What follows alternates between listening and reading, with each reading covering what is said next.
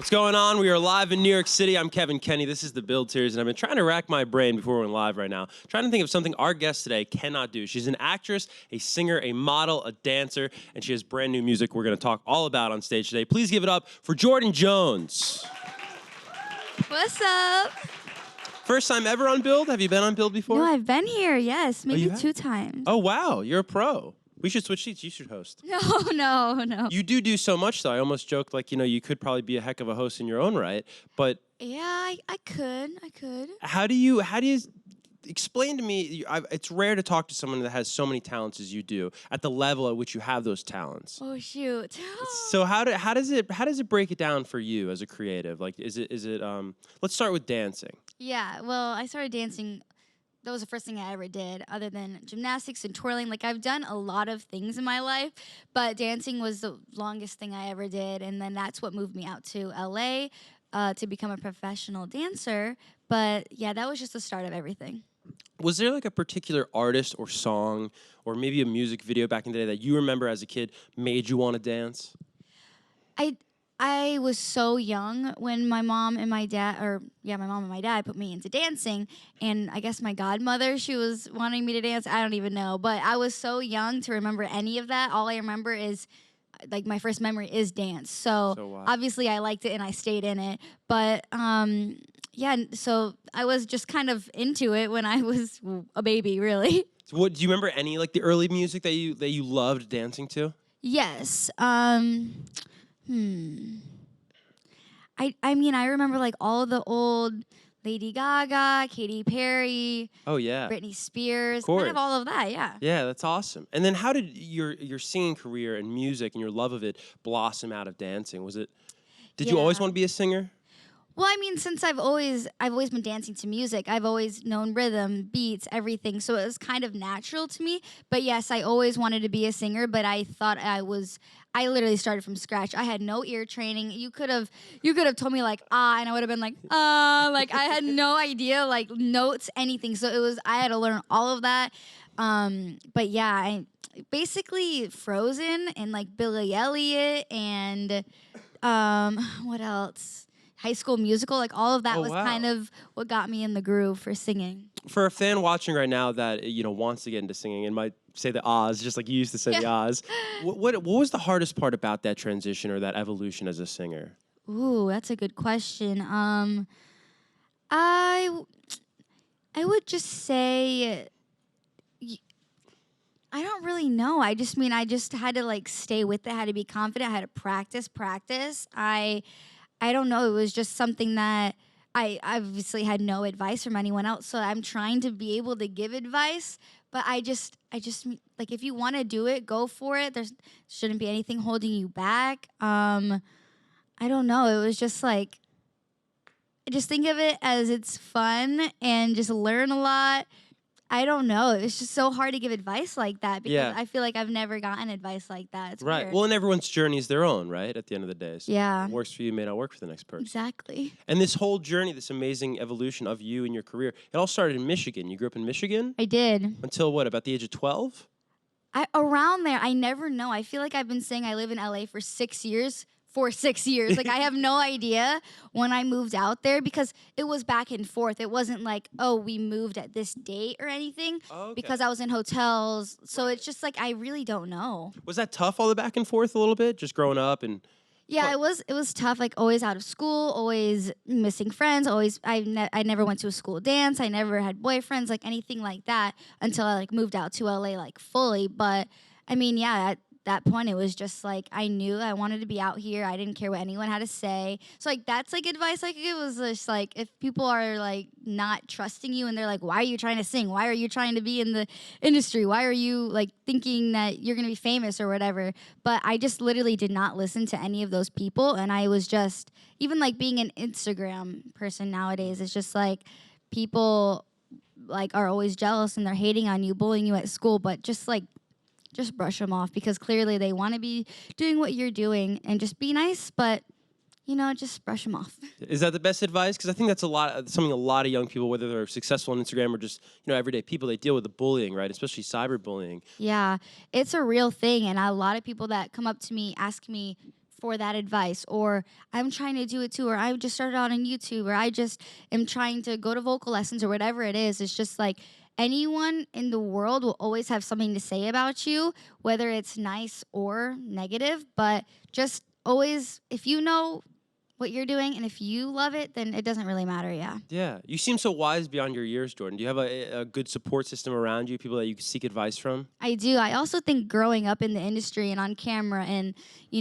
on set, it kind of does, like, I learn a lot faster, I feel like. I mean, maybe I don't, but I definitely think that I grew up faster than some people. Yeah. Yeah, yeah. When you moved to LA, was it a matter of you had success instantly, or was it something that you were in LA and it was a little tough at first? I mean, I don't think that, but I mean, a lot of people are like, "Oh my gosh, you blew up like years ago." But to me, I'm still getting to that point. But I mean, I've definitely had like milestones that I've crossed, but I still don't think I'm anywhere near like amazing or anything. But I mean, you've already done like amazing things. Like how did the VMAs happen? You were a backup dancer, I read, on the VMAs. Yes. So that was just a normal dance audition. You go into it, you're working your hardest, and you're in the front and you're dancing. And then the next second, you're on stage performing in front of Britney Spears.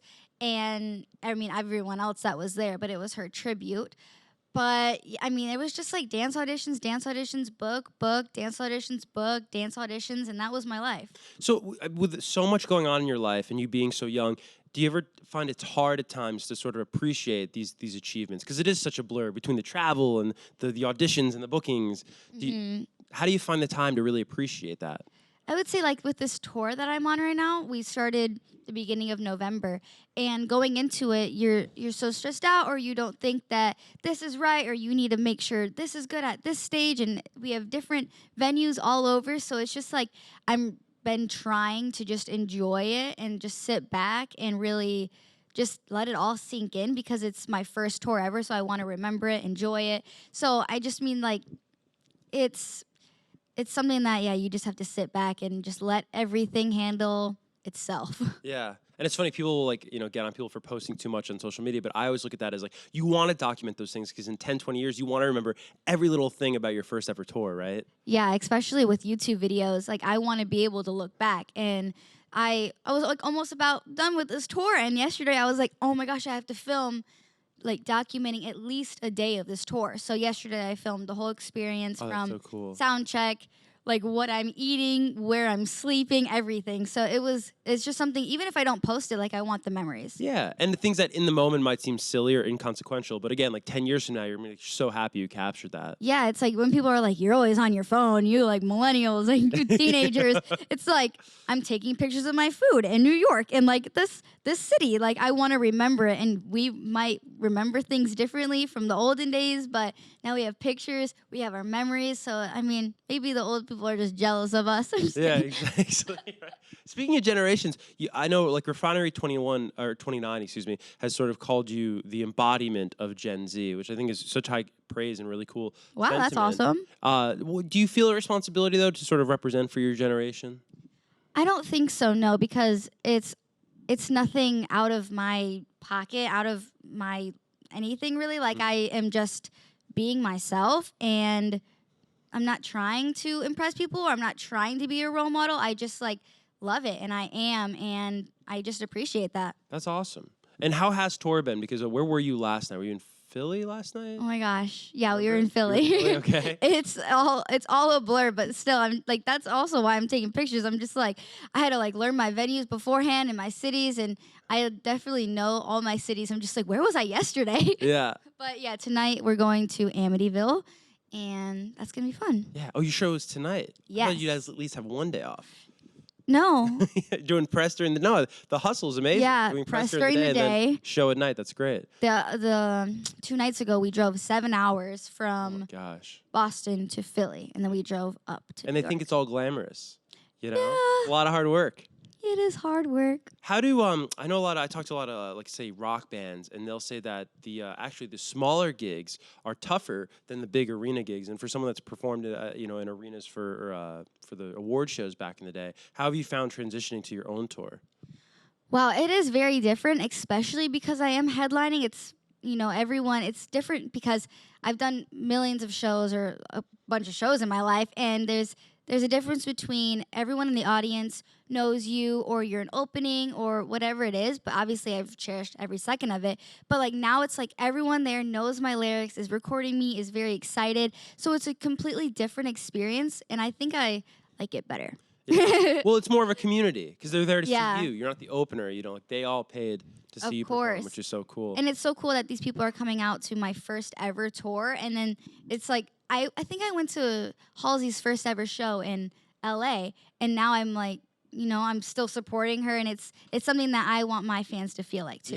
Yeah, follow you along the way. You mentioned Halsey. Is there anybody else you're really into right now or that you look up to?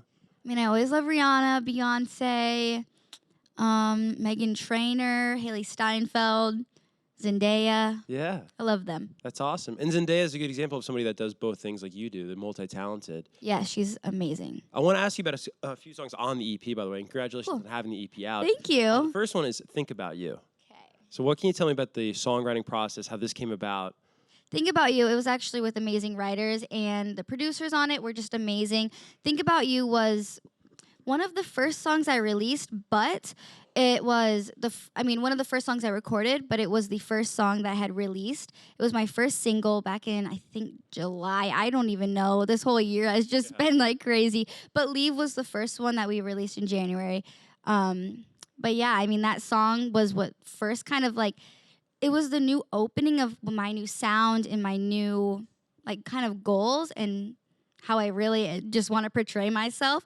And I've just been in the studio, and that was one of the first songs I released and I did a video to it, which was amazing. But yeah, I just love that song, and it's really fun to sing on stage too. It's second, and the choreography is just amazing. Everything about that song, and when people come up to me, they actually like that song the most. So it's fun. I'll tell you why they like it the most. I mean, no, they're just like, I like Think About You the most. And then, I'm like, oh, why? They're like, I don't know. It's just like my favorite. They some of them will cut them off. A lot of them are like, it helped me through so much. It's just like every different song is a different feeling to a different person. So like with Body Up, they're like, oh, I love this song. And it's very vibey. And I don't even know. They just say like whatever they want to say. But then Cover Up, they're like, it is such a big record, and it's fun, and it's what we jam to in the car. So everything is just different. That's awesome. It's like their own playlist. Yes. Their own Jordyn playlist. You talked briefly there about how you want to portray yourself. How hard is that, sort of figuring out who you are as an artist? Ooh, I feel like it's harder than I expected, because whenever you always think that you're doing the best or trying your hardest or whatever it is, but then you release a song, and then even 2 months later, you're like, oh, I wish I re-recorded that. I wish I rewrote it, or I wish blah, blah, blah.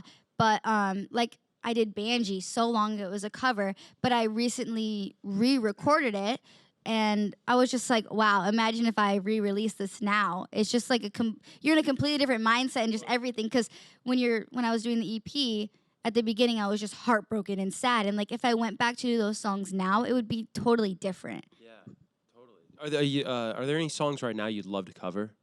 Ooh. Probably don't have the time to. I actually really love Lose You to Love Me, Selena Gomez. Oh, nice. And my mom really likes when I sing All I Want for Christmas Is You. Oh, by Mariah. Yeah. It's the season. It's Christmas, so maybe we'll get a cover. That'd be cool. I don't know. We're really busy, but yeah. I just need to get back in the studio when I get home after tour. Because Excited too? Yeah. That's awesome. Right on. Let's get to some fan questions here. The first is going to come from back here. Hi, I'm wondering if you had to collaborate with anyone musically or for dance, who would you choose? Ooh, musically, I would say Halsey. I love her. And then dance-wise, I actually don't know dance-wise, but I love Halsey and Rihanna, like I said. Very cool. Time for one more, they're telling me. It'll come from over here. Hello. I was just wondering what city or what moment on tour has been the most memorable so far? I would say my first stop in Dallas was definitely super fun. It was the first stop, so obviously I'm going to remember that forever. But Dallas, just seeing everyone there, and a couple of my friends came too. But it was a vibe, it was a party, and it was definitely one for the books. I'm like, what am I trying to say? That's awesome. How much more comfortable are you on stage, like tonight, let's say, than you were that first night in Dallas? I feel like my first night I was super comfortable, and then the second I was not so comfortable. Oh, So it's interesting. kind of just like however I do the night before is how I base it off for the next night. Gotcha. You know what I'm saying? So yeah, the first one I was just like, let's go have a party. Like I don't care about anything. I'm just gonna go out there and have fun. And then the next thing I was like, okay, I need this note, and I have this note, and I have this note, and I need to make sure I'm at this point. So then the second show was like my fixing of my mistakes or whatever. There's just like whatever I noticed. But now, yes, I get more comfortable as it goes. Always striving to be better. Yes, It's great. So you're doing Amityville tonight. I am. And how many more dates on tour are there? We go to LA on the 21st, Los Very Angeles, cool. and then San Diego on the 24th, my Oh, boyfriend's awesome. birthday. Oh, nice. Happy early birthday. Happy early birthday. So are these tickets still available? Do you think? Okay, Yes. awesome. And we can pick these up just probably across your socials, right? Yeah, my website is jordynjonesofficial.com, and fantastic. they're also available at the door. Awesome. Well, thanks so much for coming back to Build, Thank Jordyn. you. Again, the EP is out. You can grab the tour passes where we just said. One more time for Jordyn Jones, everybody.